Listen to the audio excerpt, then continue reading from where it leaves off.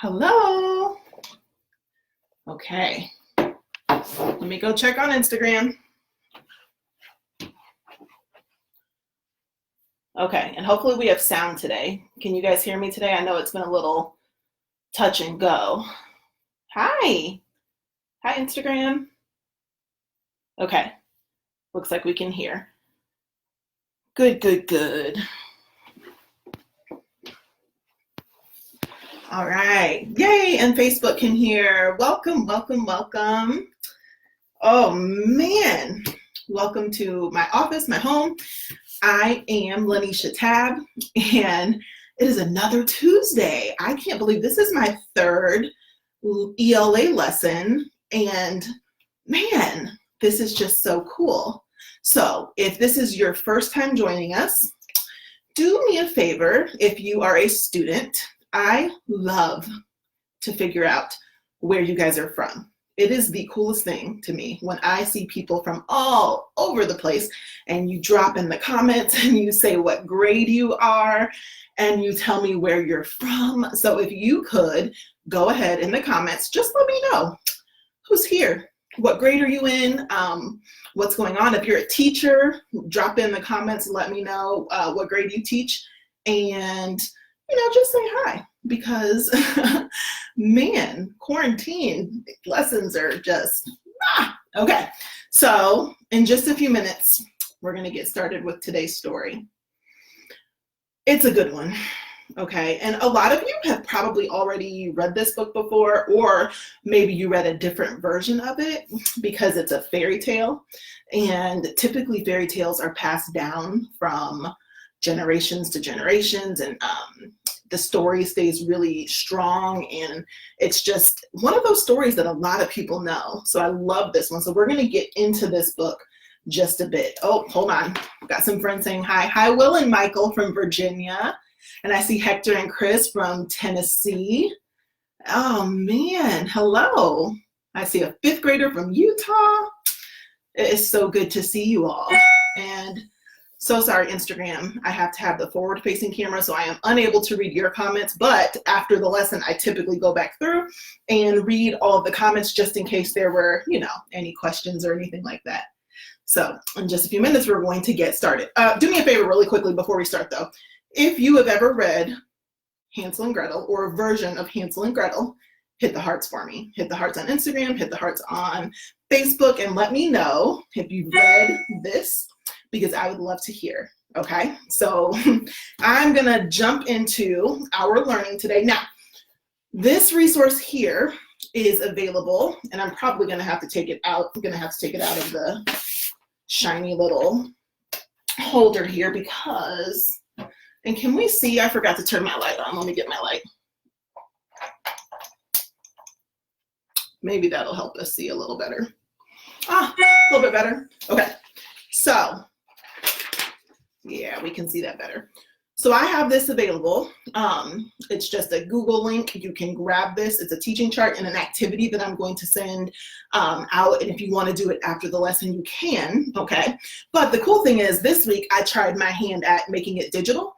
So that means if you want to print it, you can, but you don't have to. You can just do the activity right on your iPad or your tablet or, whatever you have. And so I'm really excited to see how that goes this week. Okay, so let's get into it. I'm just going to stick it on the book so I don't have to worry about it falling. Okay. All right. So boys and girls, let's get started.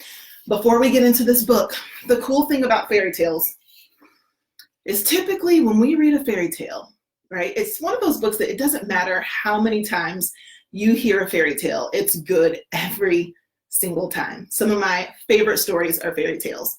All right. And so what I want to talk to you today about is morals, or the moral of a story. So this says that stories can have morals.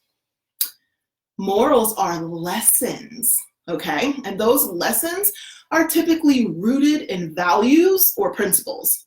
So let's talk about that word, values, because that's a pretty big word, right?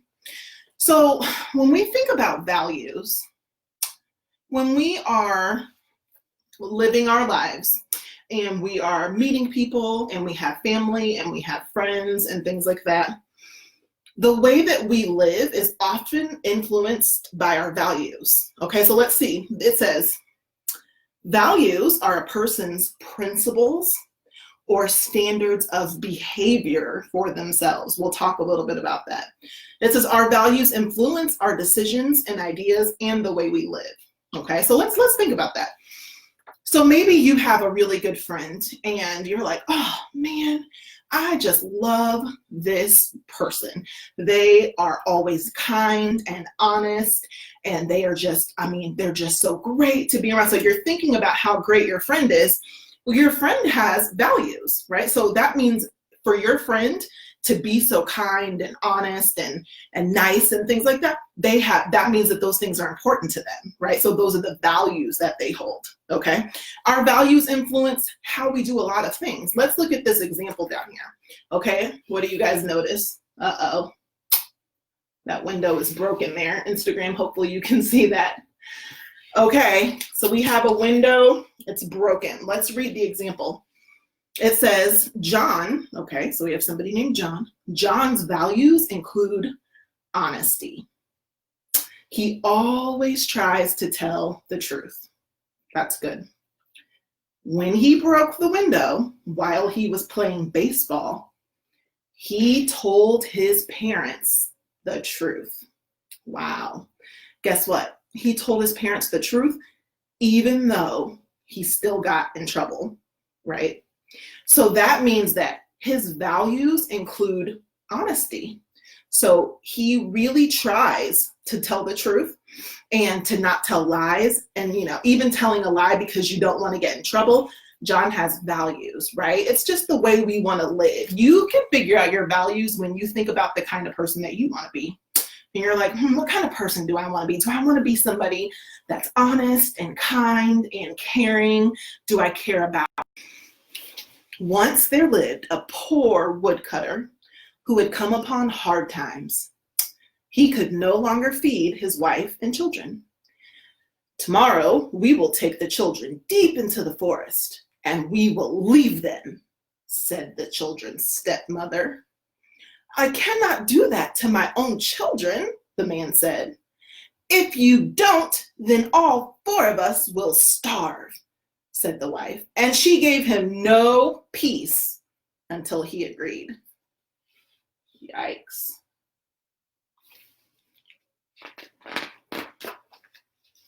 Oh, look at that picture.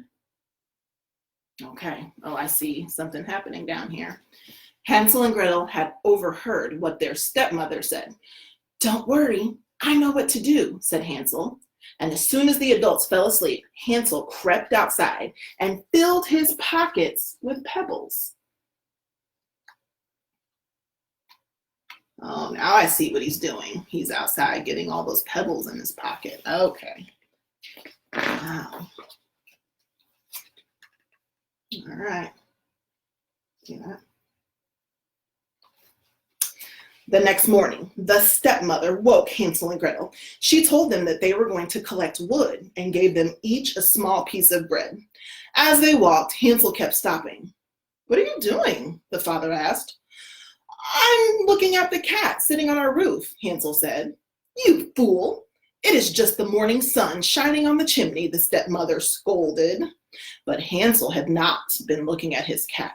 He had been dropping pebbles onto the path.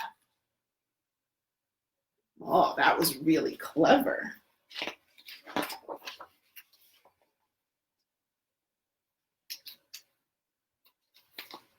Okay.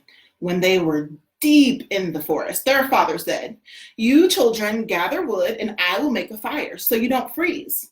When the fire was lit, the stepmother told the children to wait while she and her father went to go cut more wood. Hansel and Gretel ate their bread and they waited, but no one came to get them. When it grew dark, Gretel began to cry. Don't worry, Hansel said.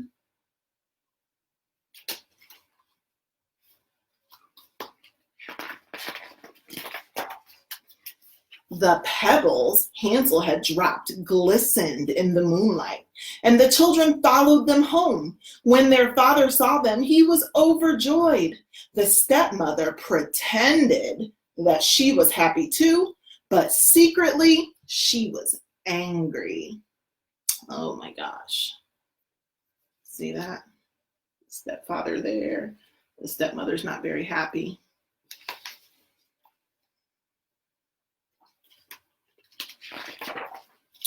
Not long afterward, Hansel and Gretel heard the stepmother tell their father, "We again have very little food, so we must be rid of the children." When their parents were asleep, Hansel went to gather pebbles, but this time the door had been locked by the stepmother. In the morning, the stepmother gave Hansel and Gretel an even smaller piece of bread, which Hansel secretly dropped as they walked along the path. See that? So now we've got bread down there at the bottom. Oh my goodness. Uh-oh, here we go again. Now the children were left even deeper in the forest. Once again, they waited by a fire, but no one came to get them. As it grew darker, Gretel began to cry. "Don't worry, the moonlight will shine on the pieces of bread and we will find our way home," Hansel said. But when they looked for the bread, they realized it had been eaten by the birds. Oh man, yeah, I do see a lot of birds in those pictures. You see that? Oh man. All right. For 3 days, Hansel and Gretel tried to find their way out of the forest. They were terribly hungry when they came to a little house built entirely from bread, with a roof made of cake and windows made of sugar. They began to gobble down pieces of the house when they heard a little voice calling from the inside, "Nibble, nibble like a mouse. Who is nibbling at my house?"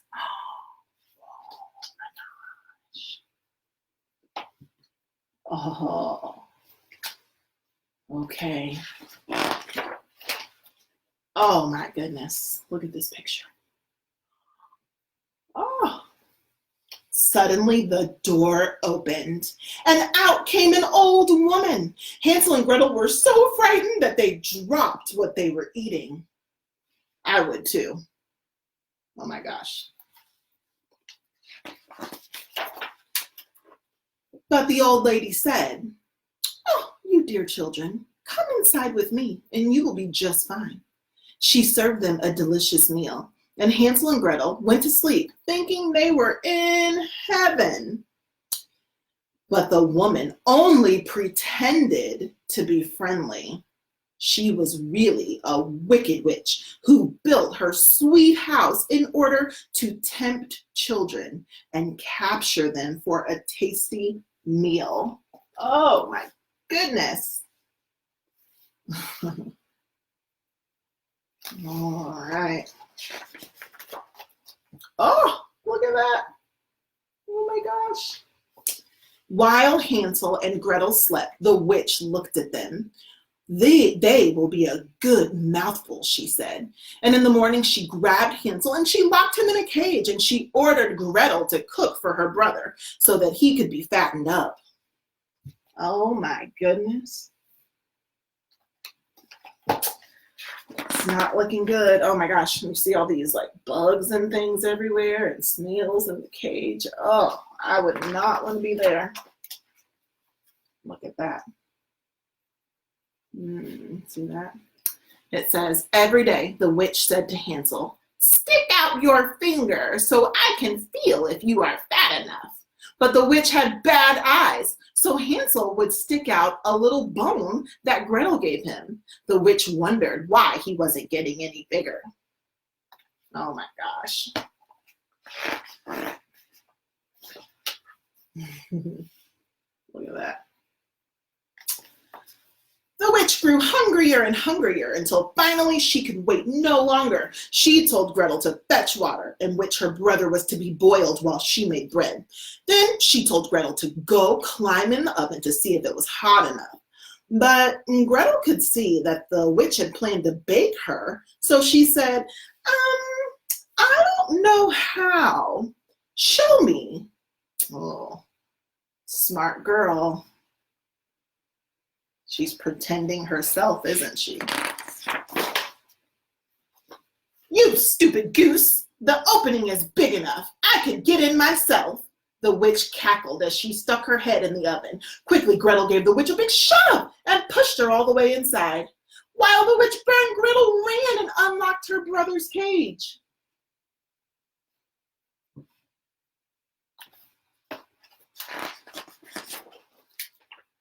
Hansel and Gretel jumped for joy and filled their pockets with the witch's precious stones and pearls. When they found their way back home, their father rejoiced to see them, for he had not been happy since the day they had been gone. During their time away, their stepmother had passed. Now all their cares were at an end, and they lived happily ever after. Wow. The end. Oh my goodness gracious. Okay, so now what we need to do is we need to talk about, remember, we're talking about the morals of the story, and we're going to talk about what values are in there. So what I'm going to do is I'm going to share 3 morals, and then I'm going to send you off to do your own thinking about this, okay? Because I would love to hear how you are thinking about all of these lessons that came from Hansel and Gretel. Okay, so let's talk about this. Moral number 1 that I pulled out of the story, that I bet you did too, says this: do not trust strangers, even if they are nice to you. Why might that be a bad idea? You can tell me in the comments. If it's somebody you don't know at all, don't trust them, even if they're really, really nice and they say, hey, look what I have for you. Oh, come and let me show you what all this great stuff is. And you gotta think, right? And say, I don't know this person and you're a stranger, so I need to make sure I'm very careful. Did Hansel and Gretel do that? Yeah, you can tell me in the comments. Were they very careful about talking to strangers? I don't think so, right? And so they went into this house and they ended up in trouble. So if that lesson teaches us that we need to be careful with who we trust, what value is at the center of that? Let me show you. I have 3 for you to pick from, okay? Is it hope, right? Is that at the center of that? Is it safety, maybe? Or is it trust? What value is at the center of that? So if we want to keep from being hurt, what do we really value? Okay, the next one that I took from this story is to never give up. Did Hansel and Gretel ever give up? Ever? I mean, they were dropped off in the forest at one point and they found their way back. They were dropped off again and they could have just said, oh, we give up. We are just doomed and we're never going to be able to get out of here. But they didn't. They were always thinking, right? So one of the morals we can take, even when it seems hopeless, never ever give up, right? Okay, so let's think about that. If that moral teaches us to keep trying, right? What happens if we stop trying? Well, that might mean that we stop believing, right? So we don't want to stop believing because then we would lose something really important. What value? Let's see. Let's look at those 3 words again. Would we lose trust? Would we lose safety? Or would we lose hope? So which one? If we never want to give up and we don't want to stop believing, because if we stop believing, we don't have this. So think about that. And then the last one, oh, this is a good one. This says, if it's too good to be true, probably isn't true, right? So let's think about that in this story. What was too good to be true in Hansel and Gretel, right? I think it was that big yummy looking house. And they walked up and they said, oh my goodness, look at this house. Oh, and she said, we can just come in and everything's okay. Oh man, so let's think about that moral. It teaches us to think about why somebody that you don't know might be trying to give you something really, really good for no reason, right? You just have to think about it. There are plenty of good people that might be giving you something that your parents might say like, oh yeah, that's okay. But if your parents aren't involved and you don't know who this person is, you do have to stop and think, why would this person be trying to give me all of this stuff that I didn't ask for it, I didn't earn it? So, So let's think about that, right? What do we need to have, right? What value is at the center of that? If we're thinking about, if it's too good to be true, it may not be, right? So we have to think about that. So would that be hope? Or would that be safety? Or would that be trust? Okay.